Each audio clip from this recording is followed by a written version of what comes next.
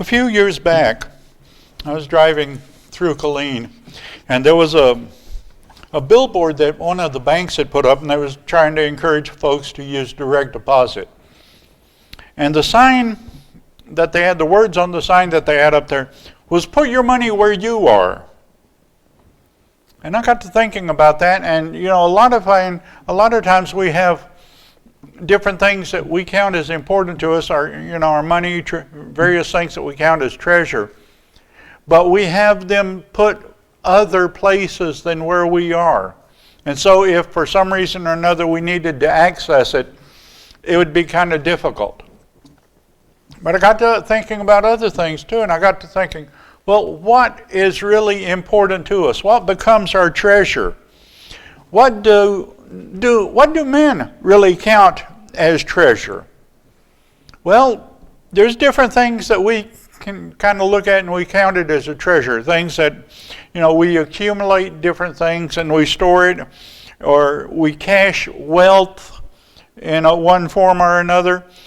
Sometimes it's going to be as money. Sometimes we'll have people that, they'll buy gold and they'll put it away someplace, or they'll buy jewels and they put it away. But the bottom line is, it's something that's very precious to us. This is what we count as our treasure. But then another question comes up. How precious is it to us? Do we really count it as being precious? Or is it going to potentially be something other than, material things? In Matthew, the 19th chapter and the 21st verse, Jesus is speaking to someone who has come and offered to follow him. And Jesus says, if you wish to be complete, go and sell your possessions and give to the poor, and you will have treasure in heaven. And come, follow me. This particular account is one that was deemed important enough by the New Testament writers that not only did Matthew record it, but Mark recorded it in the 10th chapter and the 21st verse, and Luke recorded it in the 18th chapter and the 22nd verse. So in a sense, if it was important enough to be recorded 3 separate occasions, Jesus and the Holy Spirit are really counting this as something that we need to pay attention to. Where do we put our treasure? Now, do we take and try to put it someplace that we can get to it? Or is it something that we count as treasure that may not necessarily be anything like this?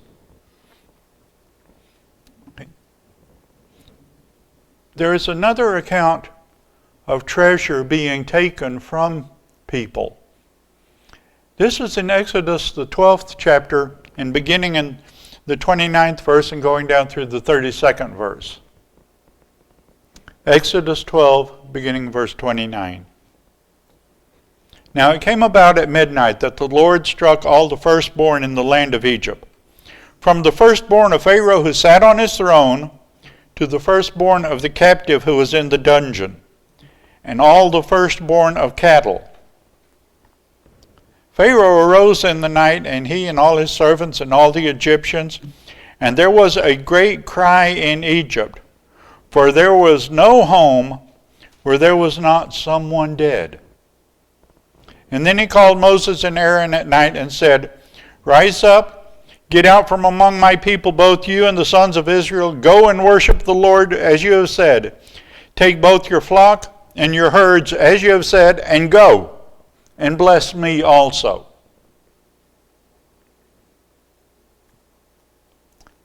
Pharaoh would probably have given every bit of treasure that he had to get his son back. But it was not going to happen. What he counted as precious before this one evening is not the same thing he counted after. So what do we count as being our treasure? First off, we should count it as being something that's very precious to us. And again, this does not necessarily have to be something material, something substantial that way. Think about what is said about Mary.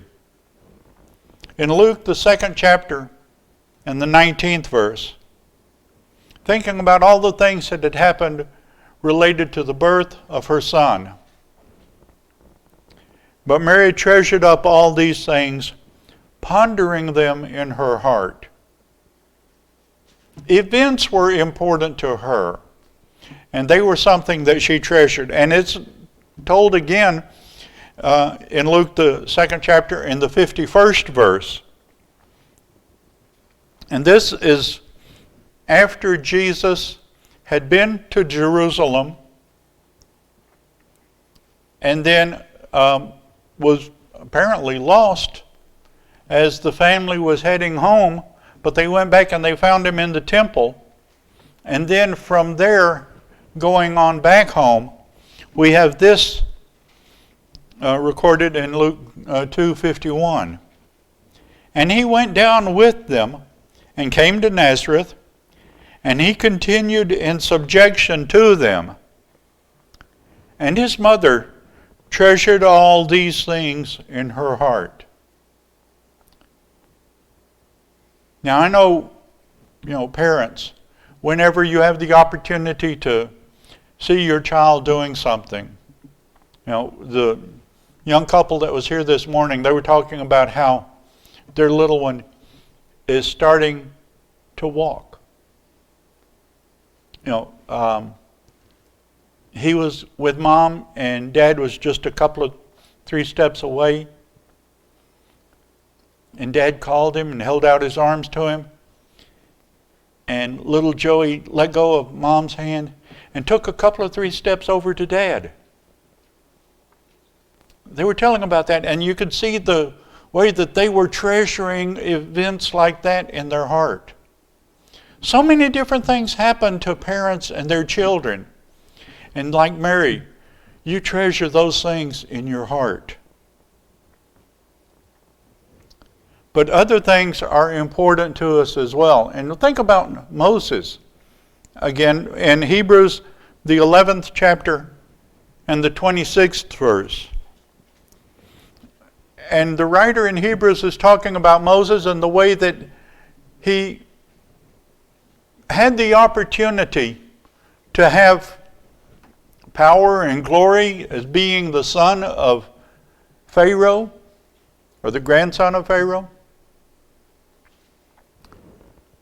But Hebrews 11:26 says, considering the reproach of Christ greater riches than the treasures of Egypt, for he was looking to the reward. Moses knew enough about the future that was to come that it didn't matter to him how much power and glory and wealth he may have had back in Egypt. He wanted to be with the Israelites because they were going to be experiencing something better. Moses was thinking about the kingdom of heaven and the way that it was to come. In Matthew, the 13th chapter and the 44th verse, Jesus gives us a brief analogy of what the kingdom of heaven should be like to us. He says, the kingdom of heaven is like a treasure hidden in a field, which a man found. And he hid it again. And from joy over it, he goes and sells all that he has and buys that field. He wants that treasure. It's special to him. It's something important. It's precious. And no matter how precious everything else was that he had, he sold it so that he could buy the field and have that treasure that was buried there. For us, the kingdom of heaven should be considered that way. Now, what happens to most of the things that we count as treasure today? Well, we wind up doing various things. Sometimes we spend it, or we may make an investment in the stock market and it didn't turn out as good as we thought it would, and so we lose our money in the stock market. Sometimes we may have things that are important and precious and expensive, and they're stolen from us. And then there's times that we get things, and we've invested so much in something, then all of a sudden we start noticing that it's rusting away on us. It's corrupting. We lose things that way.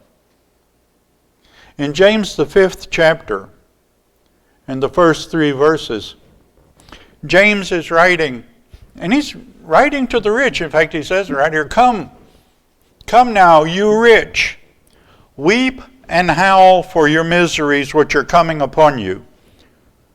Your riches have rotted, and your garments have become moth-eaten.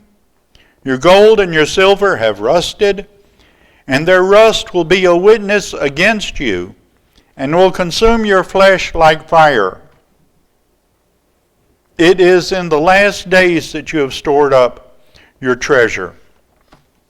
Things that they counted as treasure were just disintegrating in front of them. It was important to them, and yet it wasn't going to last. And then there's also different times that things that we have as precious to us, we just kind of leave it behind. Think about the parable of the rich young ruler. In Luke chapter 12, beginning in verse 16, Jesus is speaking and he says, And he told them a parable, saying, The land of a certain rich man was very productive. And he began reasoning with himself, saying, What shall I do, since I have no place to store my crops? And he said, This is what I'll do. I'll tear down my barns and build larger ones, and there I will store all my grain and my goods. And I will say to my soul, Soul, you have many goods laid up for many years to come. Take your ease, eat, drink, and be merry. But God said unto him, You fool, this very night your soul is required of you. And now who will own what you have prepared? So is the man who lays up treasure for himself and is not rich toward God. How many times do we see people around us that have been able to accumulate a substantial wealth? And the ones that halfway make a decent plan will take and include stipulations in their will that, this much of their fortune is going to go over here to this school or to this hospital, or, they make allocations. And yet they still have so much left over. And when they pass, it's left behind. It's kind of a joke, but it's really true. When was the last time you saw a hearse driving along with a U-Haul trailer behind it? You can't take it with you. So if it's precious, you want to have it where you are, where you can get to it. We will sometimes take and try to keep things where we can get to it. We'll take put money in the bank, or we'll put it in a lockbox someplace. Or the old way was put it in the sock and put it under the mattress. Or we'll take and put it in the coffee can and bury the coffee can out in the backyard so we could get to it. But how many times do you find people digging up, trying to dig up their savings that they put out there, and that coffee can is just rusted through, and all of the money they had in there is just rotted and gone. They thought they had a treasure left, and that treasure was left right there in the ground. So where should we store up treasure? Matthew 6, verses 19 and 20. Christ is speaking in the Sermon on the Mount, and he says, "Do not store up for yourselves treasures upon earth, where moth and rust destroy, and where thieves break in and steal. But store up for yourselves treasures in heaven, where neither moth nor rust destroys, and where thieves do not break in and steal." We think, the bank, we've heard of bank robberies. A lockbox that we have in the house someplace, and somebody breaks in and they'll take it, or they'll take all of the expensive electronics or whatever we've got, or they'll come in. They know that we're the old miser who doesn't trust banks, and so somewhere in our bedroom under the mattress there's going to be a sock with our money in it, and they'll break in and take that. Or remember the coffee can out in the backyard that rusted and all the money dissolved? We want to have our money or our treasure, not necessarily money, but we want to have our treasure where it's going to do us some good. We're talking about Matthew 6, 19 and 20. Verse 21 says, "For where your treasure is, there will your heart be also." And this is also recorded in Luke, the 12th chapter and the 34th verse. We concentrate on things that are precious to us. We want to have them handy. We want to have them where we can get to them. And that's the things we think about. We concentrate on it. Where can I put it that I can get to it? And we think about that so much we forget to think about God. And so we have our treasure and our heart in the same place. This affects us. This affects our personalities and the way that we use what God has given us. In Matthew 12:35, Christ is speaking, and he says, "The good man out of his good treasure brings forth what is good, and the evil man out of his evil treasure brings forth what is evil." And again, this is something that was important enough that this account was recorded also in Luke, the 6th chapter and the 45th verse. What is our treasure affects our personality and the way that we handle things. If we have good treasure and we have a good heart, we're going to be doing good with the things that God has entrusted us. It's just tools for us to use. If we start trying to hoard those things up and not use them as we should, it takes and just rots our heart. It becomes evil. And all we're able to do with it is evil.